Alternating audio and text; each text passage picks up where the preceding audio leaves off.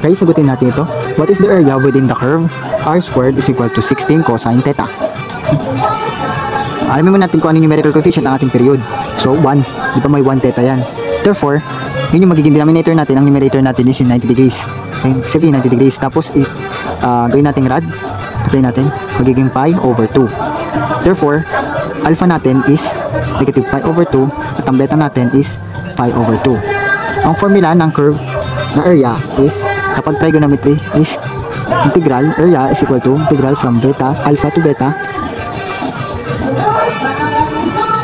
r squared d theta.